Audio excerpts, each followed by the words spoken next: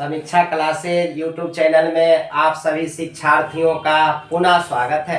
मैं आपके बीच आज सबसे महत्वपूर्ण क्लास लेकर उपस्थित हूँ। हो सकता है आपके परीक्षा के लिए महत्वपूर्ण है, वह बीपीएससी शिक्षक भर्ती 30 एवं सक्षमता परीक्षा शिक्षक नियोजित शिक्षक के लिए जो है उसके लिए, और साथ ही साथ जो 10वीं क्लास का बोर्ड परीक्षा का स्टूडेंट है, इतिहास के लिए सबसे महत्वपूर्ण है।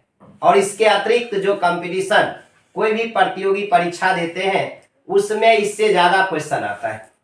तो ये तो परीक्षा के लिए महत्वपूर्ण है, लेकिन हम भारतीयों के लिए बहुत दुख दर्द भरा एक्ट है जिसका नाम है रोलेक्ट एक्ट। रोलेक्ट एक्ट है क्या? आखिर रोलेक्ट एक्ट कब लागू हुआ, किसने लागू किया, क्यों जरूरत पड़ा रोलेक्ट एक्ट का?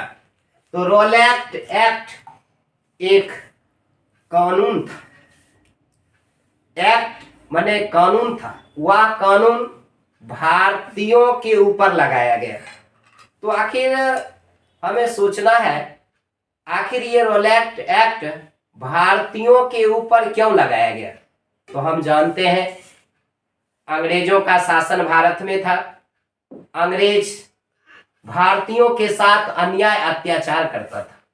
उस अन्याय अत्याचार शोषण के विरुद्ध भारतीय लोग आवाज उठाते थे, आवाज उठाते थे, उस अन्यायियों के लिए विरोध करते थे, प्रदर्शन करते थे। लगता था भारतीयों में राष्ट्रवाद की भावना जग रही थी। तब अंग्रेजों ने सोचा जितने भी भारतीय लोग हैं और भारतीय लोग क्रांति कर रहा है, उस क्रांति को दबाने के लिए एक ऐसा कानून लाया जाए जिससे इसका शक्ति कमजोर हो सकता है। किसका? भारतीय लोगों को। क्योंकि अंग्रेज के विरोध में भारतीय लोग शक्ति का प्रदर्शन करता था, क्रांति करता था, क्रांति विचारधारा के लोग थे। उस क्रांति को खत्म करने के लिए, क्रांति को दबाने के लिए अंग्रेज सोचा अब ज्यादा दिन हमारा भारत में शासन नहीं रह पाएगा, क्योंकि भारत के लोग सजग हो गए, शिक्षित हो गए, दोषपूर्ण शिक्षा ग्रहण करना नहीं चाहता है। भारतीय लोगों ने शिक्षित होकर अंग्रेजों के शोषण, अत्याचार, अन्याय से तबाह हो गया और उसके विरोध में क्रांति करना शुरू कर दिया। जब क्रांति हुआ तो अंग्रेजों का शक्ति कमजोर होने लगा। तो सोचा इस क्रांति को दबाया जाए। आखिर वैसे दबाएंगे तो हम तो अंग्रेज हैं, इंग्लैंड वासी हैं, भारत के लोग तो बहुत ज्यादा है, क्योंकि शासन उसके हाथ में। अब देश में नरेंद्र मोदी का शासन अभी है, बिहार में कभी उलट कभी पुलट करके शासन बनते रहता है। जिसकी सरकार होती है उसके हाथ में कानून होता है। और जैसा कानून जनता पर लाया जाए वो कानून को लोग को पालन करना पड़ता है। 22 मार्च रविवार याद होगा, जब कोरोना काल था सब आदमी घर में घुसा दिया। ऐसा कानून था, डर से लोग अपने घर में जाकर चला गया। तो रोलेक्ट एक्ट एक कानून है, काला कानून की संज्ञा दी गई, लेकिन इसका मूल नाम है अराजक और क्रांतिकारी अपराध अधिनियम। वैसे तो रोलेक्ट एक्ट नाम पड़ा है, जिसकी अध्यक्षता में ये कमिटी गठित हुआ था। सर सिडनी रोलेक्ट एक्ट की अध्यक्षता में कमिटी गठित की गई 1917 ईस्वी में, जो भारतीय के ऊपर कानून लाया जाए। आखिर कौन कैसा कानून? शक के आधार पर, संदेह के आधार पर भारतीय लोगों को पकड़कर जेल में डाल दिया जाता था।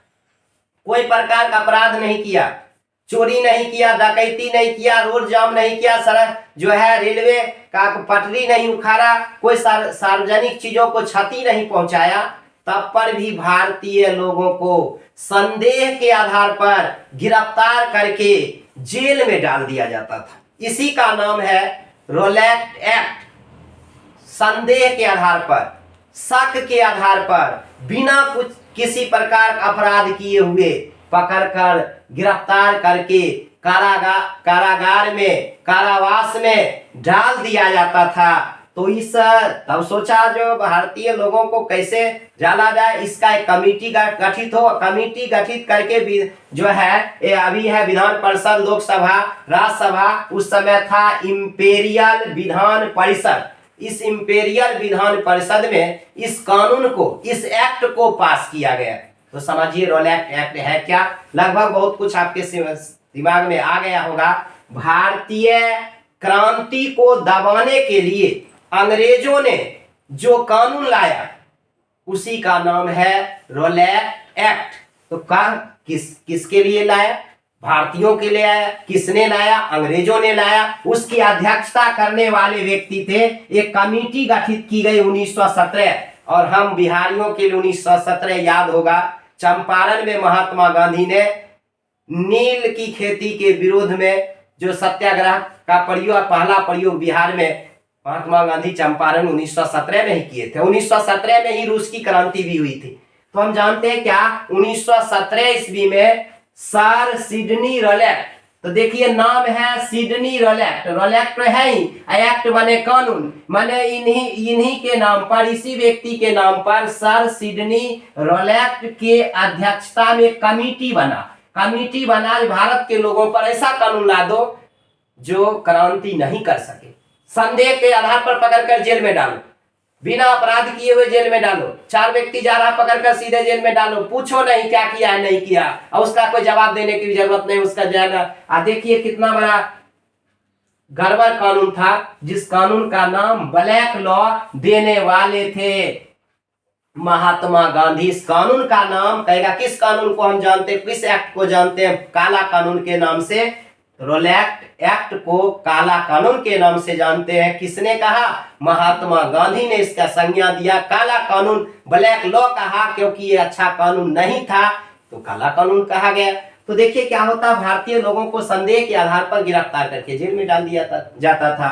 इसकी अध्यक्षता किसने किया था कमेटी का? Sir Sidney Rowlatt. तो रोलैक्ट उन्हीं का नाम था, इसी के नाम पर पड़ा कौन सी? रोलैक्ट एक्ट। लेकिन इसका सही अधिनियम कहा जाए तो अराजकता फैलाने वाले व्यक्ति, भारतीय लोग प्रदर्शन करता था। देखिए कितना गड़बड़ नाम दिया हुआ है, अराजक और क्रांतिकारी अपराध अधिनियम। ऐसा अधिनियम जो भारतीय लोगों को कहा अराजक है और क्रांतिकारी लोग हैं, उस पर एक अपराध वाला अधिनियम लाओ, इसी का नाम है रोलैक्ट एक्ट। भारतीय क्रांति को दबाने के लिए कानून लाया गया। भारतीय लोगों को संदेह, शक के आधार पर पकड़कर जेल में डाल दिया जाता था, जिसका सही नाम रोलैक्ट एक्ट, तो इस व्यक्ति के नाम से इसलिए रोलैक्ट एक्ट कहते हैं। मूल कानून इसका सही जानिएगा, इसका नाम है अराजक और क्रांतिकारी अपराध अधिनियम, जिसे कहते हैं काला कानून, रोलैक्ट एक्ट। आखिर ये बना तो, अध्यक्षता तो हुई, कमेटी का गठन तो हुआ, पास कब हुआ ये कानून? 18 मार्च कमेटी गठित हुआ, पास कर दिया गया कब? 18 मार्च 1919। कहा ये रोलैक्ट एक्ट भारतीयों पर लगाया जाए, इसमें कोई प्रकार का दिक्कत नहीं, कानून बन गया, पास कर दिया गया कब? 18 मार्च 1919 इंपेरियल विधान परिषद में पास हो गए। का पास जैसे कि संविधान बनकर तैयार हुआ तो उसे लागू भी किया जाता है। बस 18 पास हुआ, 19 को भारतीयों पर ये कानून थोप दिया गया, एक्ट लगा दिया गया, लॉ लगा दिया गया। कब? 19 मार्च 1919। तो देखिए 19 याद करें तो बहुत आसान तरीका, मार्च महीना याद रखबे, 19 मार्च 1919 को रोलैक्ट एक्ट लागू हुआ, जिसे महात्मा गांधी ने कौन सी कहा? काला कानून की संज्ञा, ब्लैक लॉ की संज्ञा। अरे देखिए कितना गड़बड़ कानून था। अगर किसी को पकड़ लिया, हम ही गाड़ी चलाते जाएंगे, कहेगा चलो थाना लेकर गाड़ी, हम पूछेंगे न पुलिस से, बताइए किस आधार पर हमारा गाड़ी पकड़े हैं? क्या लाइसेंस नहीं है, कि प्रदूषण का कागज नहीं है, कि पेट्रोल नहीं है, कि चक्का में हवा नहीं है? पूछो तो जवाब देना पड़ेगा। कोई दलील नहीं सुनता था, पकड़ के सीधे दे।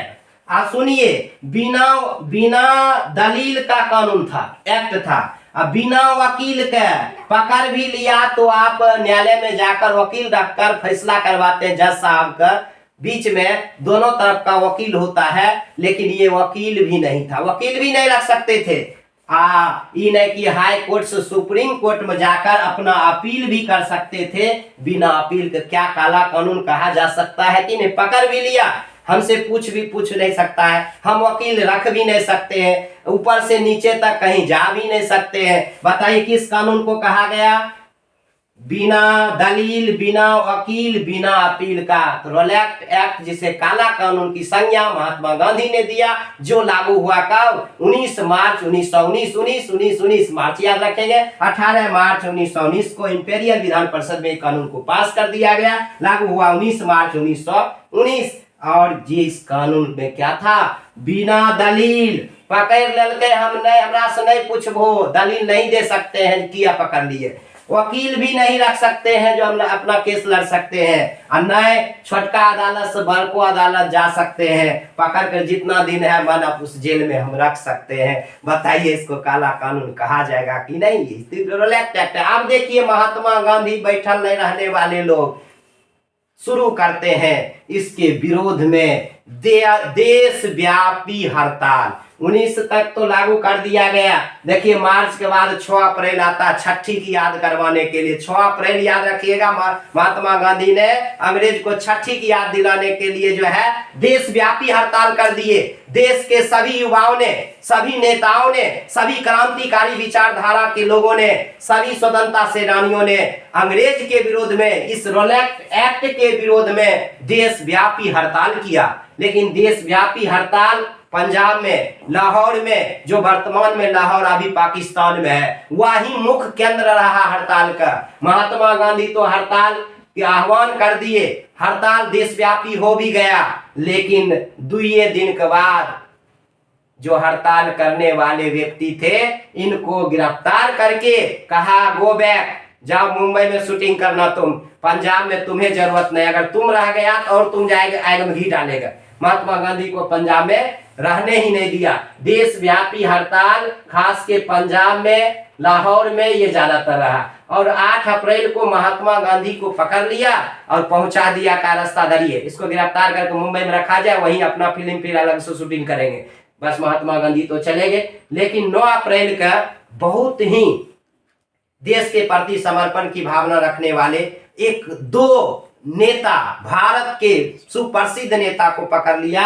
वो थे डॉक्टर सतपाल और डॉक्टर सैफुद्दीन किचलू। याद रखना है, रोलैक्ट एक्ट के विरुद्ध में देशव्यापी हड़ताल हुआ था 6 अप्रैल 1919 का महात्मा गांधी के आह्वान पर। 8 अप्रैल को महात्मा गांधी को गिरफ्तार करके मुंबई भेज दिया कि वापस यहाँ नहीं रहेगा तो वापस आंदोलन को बढ़ाते जाएगा। लेकिन 9 अप्रैल को 2 नेता, भारतीय नेता को पकड़ लिया। किसे गिरफ्तार कर लिया? जेल भेज दिया। डॉक्टर सतपाल और सैफुद्दीन किचलू। डॉक्टर सतपाल और सैफुद्दीन किचलू कहिया 9 अप्रैल 1919। 9 अप्रैल 1919। अब देखिए 11 अप्रैल को भारत के लोग बैठे नहीं रहे। उस समय थे डिप्टी कमिश्नर हुआ करते थे, अंग्रेज का था जिसे कहते हैं डीसी, डिप्टी कमिश्नर हुआ करता था। डिप्टी कमिश्नर के घरे पर लोग जाकर धरना दे दिया। भारतीय लोग कहा हमारे दुख भाई अंग्रेज ने पकड़ कर महात्मा गांधी का आंदोलनकारी पकड़ कर मुंबई पहुंचा दिया है। 2 हमारे बढ़िया नेता पकड़ लिया, डॉक्टर सतपाल और किचलू को। लेकिन पकड़ा क्यों? कारण क्या है?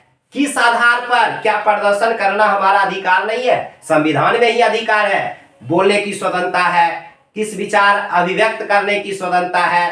तो फिर पकड़ने का कारण क्या है? उस पकड़ने के कारण को जानने के लिए अंग्रेज डिप्टी कमिश्नर था जिसे डीसी कहते हैं, उस डीसी के घरे पर जाकर सभी भारतीयों ने धरना दे दिया। जवाब दो क्यों पकड़ा है डॉक्टर सतपाल और किचलू का? अब देखिए इसका परिणाम होता है 20-25 लोग पर अंधाधुंध गोली चलवा कर मरवा दिया। वहां किसने? डिप्टी कमिश्नर ने। इसी के विरोध में शांति सभा का आयोजन हुआ। अंत में 13 अप्रैल 1919, जो बहुत ही दर्दनाक घटना है, हजारों लोगों की मृत्यु हो गई थी। 10 मिनट तक गोलियां चली थी, लगभग 1600 राउंड गोलियां चली थी पंजाब के अमृतसर में, जिसे जालियांवाला बाग था।